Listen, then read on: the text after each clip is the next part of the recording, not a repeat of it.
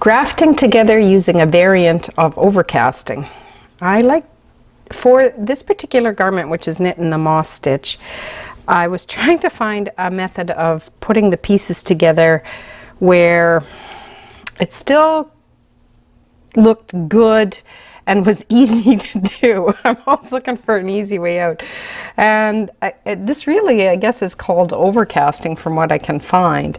I knit with an edge stitch, which is great for doing this method. So there's my edge stitch on each piece. You can see that readily. And here's the edge stitch on that other piece. So I line up the two pieces, the sides of the sweater, the two sides of the underarm of the sleeve, and what I do is there's that beautiful edge piece or edge stitch, and I am going to catch the outside edge of the stitch. You know how the edge stitch, when you look at it, it's in a V, right? It's V'd. It's V'd. I'm going to just move the camera in a little closer. Try a bit of a digital zoom here as well. Maybe this will help. So, so they're V's, right? And I have that on the side. So I'm picking up this outer edge of the V, and I'm doing the same with this one. There's the V's. And I'm picking up the outer edge of that stitch. And I actually have the right side of the garment facing me. All the beauty of the moss stitches is hard to tell right from wrong.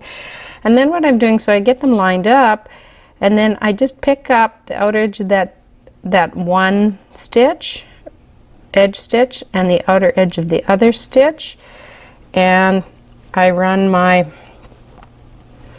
yarn through that. And that's an overcast.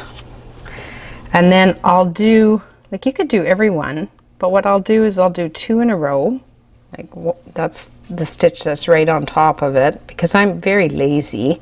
And then I'll skip one just to move it along a little faster. And then I'll do 2. So that's 1. And the next one, just like that. And then I'll skip one, and then I'll pick the next one up. And I found for the moss stitch, it actually made a very good seam, and on the back side, it's rather a nice join. So that's my little method of grafting the this moss stitch garment that I'm making together. I'm sure somebody else has a wonderful way, and I'm going to learn from them, which is what I love about the internet, how we share ideas. But in the meantime, this is what I have done, and from what my reading I can tell, this is called overcasting.